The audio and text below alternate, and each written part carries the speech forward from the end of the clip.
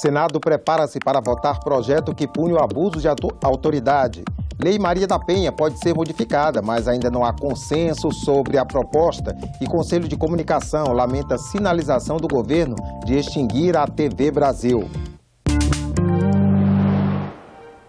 Bom dia.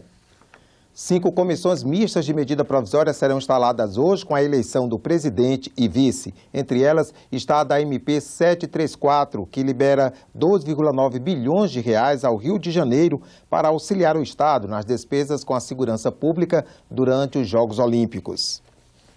Confira agora a agenda das comissões do Senado para amanhã desta terça-feira.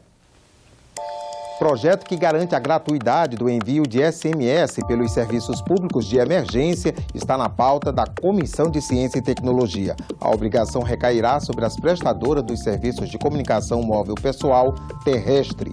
O Sistema Único de Saúde, SUS, será debatido em audiência pública na Comissão de Direitos Humanos. A promoção de campanhas educacionais periódicas para estimular o uso racional da água é prevista em projeto na pauta da Comissão de Meio Ambiente.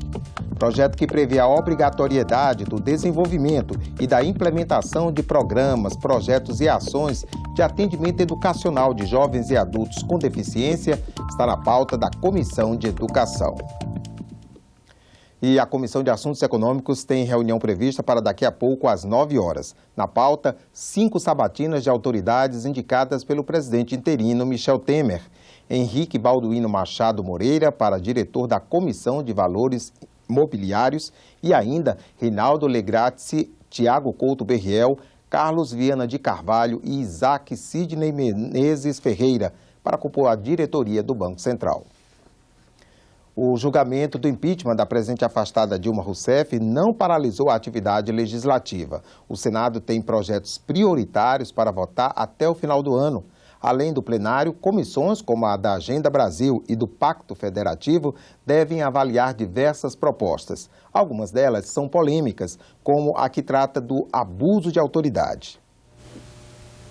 Os senadores devem votar 10 propostas durante o esforço concentrado. A comissão que regulamenta a Constituição vai analisar um anteprojeto de lei que trata do abuso de autoridade. A matéria disciplina a atuação de servidores e integrantes do Ministério Público e dos poderes legislativo e judiciário. Estipula regras para, em todas as instâncias, haver uma punição quando houver um consequente abuso de autoridade.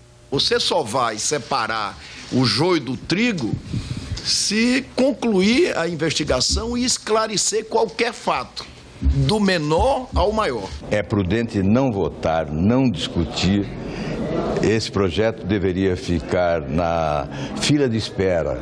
Depois que essa tempestade da Operação Lava Jato passar, nós teremos certamente mais argumentos, mais informações, mais sugestões e experiência para deliberar sobre o aprimoramento da legislação no que diz respeito às autoridades. Na Comissão do Pacto Federativo, a prioridade é para a proposta que reajusta o imposto sobre doações e heranças. A alíquota, que hoje é de 8%, pode chegar a 27,5%. E parte do dinheiro vai para a União. Na nossa proposta, haveria um adicional federal, onde a União poderia cobrar, além de 8%, limitado até a alíquota máxima do imposto de renda, que é 27,5%. E a nossa proposta que foi apresentada nessa PEC, nós teríamos uma isenção até mais ou menos 3 milhões de reais para esse adicional federal, só incidiria até 3 milhões para o imposto estadual e acima de 3 milhões você faria faixas crescentes de taxação chegando até a 27,5%. A Comissão do Pacto Federativo também pode votar um projeto para incentivar saneamento básico em áreas de baixa renda. As empresas que aderirem ao programa vão pagar menos imposto. A Comissão de Desenvolvimento Nacional vai deliberar sobre 3 propostas. A primeira atualiza a Lei de Licitações. Serviços e obras de engenharia só poderão começar quando houver projeto executivo. A ideia é evitar aditivos para corrigir deficiências do projeto. 2 pontos que estão sendo priorizados em relação à nossa proposta. O primeiro que a gente possa ter uma cultura de carteira de projetos. O Brasil, durante muito tempo, não prestigiou nem privilegiou a elaboração de uma carteira de projetos. Se quer fazer a obra, descobre que não tem projeto e aí se improvisa. E os agentes políticos, prefeitos, governadores, presidente da República, têm que saber que muitas das obras ou das iniciativas na área de infraestrutura ele não vai materializar, mas ele vai legar o bom projeto feito. Outros 2 projetos incentivam o abastecimento de água por fontes alternativas. O primeiro quebra a exclusividade das concessionárias na prestação do serviço. E o segundo estimula a reutilização de água em atividades agrícolas e industriais. No plenário, a prioridade é para 4 matérias. Uma proposta de emenda à Constituição limita despesas das Assembleias Legislativas e dos Tribunais de Contas estaduais. É necessário urgente. No meu estado hoje, nós temos a Assembleia Legislativa mais cara do mundo. Chega a quase 9% do orçamento, uma aberração.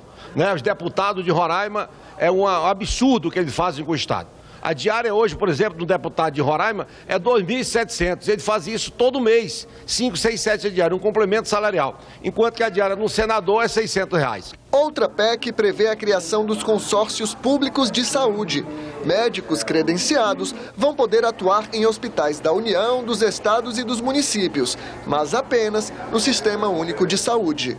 Os senadores devem votar ainda uma proposta que regulamenta a exploração dos jogos de azar no Brasil. A arrecadação ele poderia ajudar no sentido de trazer pessoas de fora para jogar aqui, mas ao tempo que ele pode ajudar a ampliar a arrecadação, por um lado, por outro lado ele pode trazer problemas sociais gravíssimos, problemas em relação a pessoas de terceira idade que gostam muito de bingo. Sabemos que esse também é um meio muito fácil para lavagem de dinheiro, é um meio muito fácil e muito interligado ao tráfico de drogas, ao tráfico de armas. Então essas ponderações todas têm que ser feitas na hora de analisar o projeto. A Lei Brasileira de Inclusão, ou Estatuto da Pessoa com Deficiência, completa um ano nesta quarta-feira. Mas será que essa lei trouxe avanços? Confira no especial Cidadania, produzido pelo Jornal do Senado.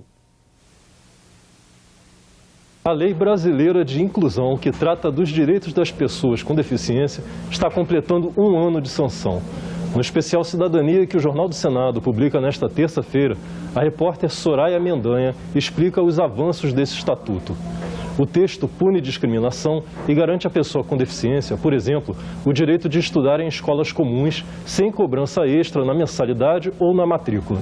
A nova lei também reforçou o respeito à acessibilidade nos órgãos públicos e garantiu o direito ao casamento e a outros atos da vida civil com responsabilidade de um curador para questões patrimoniais e negociais. Mas é preciso avançar. Pais e mães de filhos autistas ou com síndrome de Down revelam na reportagem que as escolas ainda não estão totalmente preparadas para essas crianças especiais. Um consultor do Senado sugere parceria entre as escolas particulares e o poder público para a capacitação dos profissionais de educação.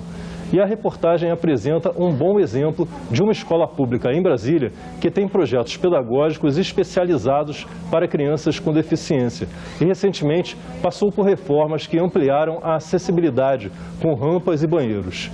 O Jornal do Senado pode ser lido na versão em papel ou pela internet, senado.leg.br/jornal.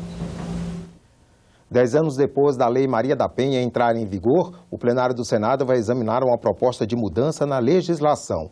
O projeto já foi aprovado pela Câmara dos Deputados e aqui pela Comissão de Constituição e Justiça. A proposta amplia os direitos das mulheres agredidas e dá aos delegados de polícia mais poder para protegê-las.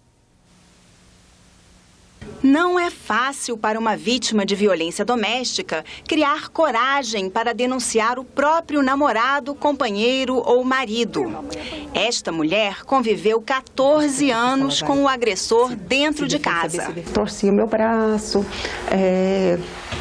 colocou faca no meu pescoço algumas vezes, tentou me enforcar, já tive arma na cabeça, mas tudo isso não pude apresentar como prova, porque eu não tinha hematomas. Ela registrou uma queixa no primeiro ano de casamento, mas foi convencida a se reconciliar. E as agressões continuaram contra a mulher e os 2 filhos. Às vezes ele ia corrigir alguma falha dos meninos e ele não parava de bater. Não era dar um tapa, 2 tapas e parar. Ele continuava, muitas vezes de forma mais agressiva, mais violenta. Teve uma vez que ele pegou o cinto, foi bater na minha filha, eu entrei no meio e apanhou nós 2. Me recusei a ter relação sexual com ele e ele me bateu muito por isso. E no dia seguinte, naquele momento, à noite, ele não me deixou sair de casa, não me deixou pegar o telefone, eu fiquei trancada no quarto, nem beber água eu podia. Então, no dia seguinte, eu fui trabalhar e foi quando eu pedi para uma amiga me levar para a delegacia para fazer o boletim de ocorrência. Inicialmente, os policiais conversaram comigo, mas sempre ficavam me perguntando se era realmente isso que eu queria, que depois que eu fizesse não teria mais volta. Depois de tudo, ela recebeu um boletim de ocorrência e voltou para casa. Conviveu com o marido por 3 dias, até aparecer um oficial de justiça. O oficial de justiça, quando entrou na minha casa, viu meus filhos, conversou com ele e um pouco comigo, ele optou por estar fazendo um apaziguamento entre nós 2 e não retirar ele de fato. Eu já me sentia intimidada com o agressor dentro de casa e ele ficava me perguntando se eu não podia esperar mais alguns dias, esperar até a audiência do juiz, que eu tinha uma família linda, que eu ia deixar meus filhos sem o pai. Na verdade, ele tentou me convencer a não levar adiante o processo. O projeto determina prioridade para a criação de novas delegacias de atendimento especializado à mulher e amplia a competência delas para incluir a investigação de feminicídios. Também estabelece diretrizes para resguardar as vítimas de violência doméstica, como atendimento 24 horas em ambiente adequado e por profissionais capacitados.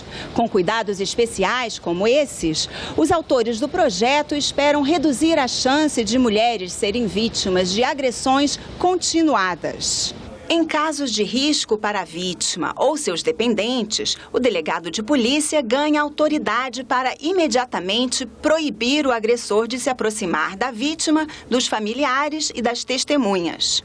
É uma medida temporária. O juiz deve ser informado em até 24 horas e depois ele tem mais 24 horas para decidir se vai manter ou rever as medidas aplicadas. De acordo com a lei atual, apenas um juiz pode aplicar esse tipo de medida protetiva. Nunca foi proposta da Lei Maria da Penha e do consórcio e das ONGs de mulheres outorgar à polícia a atribuição de conceder medidas protetivas e sim aos juizados especializados de violência doméstica criados para esse fim. Um juiz que demora 20 dias para decidir uma medida protetiva de urgência tem que ter uma representação no CNJ para responder por essa falha. A gente, nas delegacias de polícia, é quem vê as mulheres chegando, chorando, gritando e sangrando. E quando elas saem de lá, o máximo que nós temos hoje para entregar a elas é uma folha de papel. Até hoje, a Lei Maria da Penha não foi totalmente implementada. Mas, para magistrados e movimentos de mulheres, já é possível atender bem as vítimas, aplicando apenas os dispositivos atuais da lei. Para isso não precisa mexer na Lei Maria da Penha, para isso precisaria qualificar melhor em termos de equipamentos, etc., o serviço de segurança, né? E as próprias varas de atendimento à violência do judiciário, né? Os delegados acham que a mudança na lei vai melhorar o atendimento às mulheres agredidas. A gente não pode intimar o agressor, ouve o agressor para ele depor na delegacia, mas não pode dizer para ele, olha, nesse período, enquanto o juiz está analisando o que fazer nesse caso, o senhor não pode se aproximar dela. Se, por um lado, é fato que existe muita demora, às vezes, para a concessão das medidas protetivas por parte da magistratura, por outro lado, é verdade também que quando a mulher procura a delegacia, ela enfrenta muitos problemas. O que melhora a situação é o combate à cultura do machismo. A gente reverter esse quadro atual do país, que faz com que sejamos uma das primeiras nações do mundo na violência, que mais comete violência contra a mulher e um dos últimos na representação política, porque isso nada mais é do que o reflexo da sociedade machista que a gente vive. O Congresso Nacional tem um conselho para acompanhar as atividades de comunicação e a liberdade de expressão no país. O grupo não é formado por parlamentares, mas, em sua maioria, por representantes das empresas e profissionais do setor. Nesta segunda-feira, o Conselho divulgou nota em que defende a empresa Brasil de Comunicação, instituição pública formada por emissoras de rádio, TV e agências de notícias. Na nota, o Conselho demonstra preocupação sobre o futuro da EBC diante das notícias divulgadas na imprensa de que o presidente interino Michel Temer pretende extinguir o veículo. Ainda segundo a nota, ajustes de percurso não podem servir de pretexto para bloquear a comunicação pública. O presidente do Conselho comentou o assunto. O Conselho de Comunicação Social do Congresso Nacional está atento às questões da sociedade. Afinal de contas, nosso perfil, o perfil constitucional do Conselho é de link entre a sociedade e o Congresso Nacional.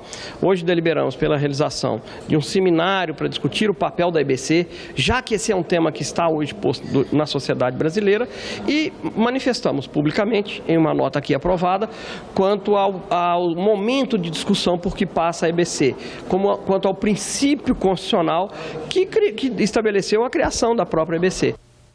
O seminário para debater a missão e o futuro da EBC está marcado para 8 de agosto. Ficamos por aqui. No decorrer do dia você acompanha outras informações nos boletins do Senado Agora. Enquanto isso, continue assistindo a nossa programação.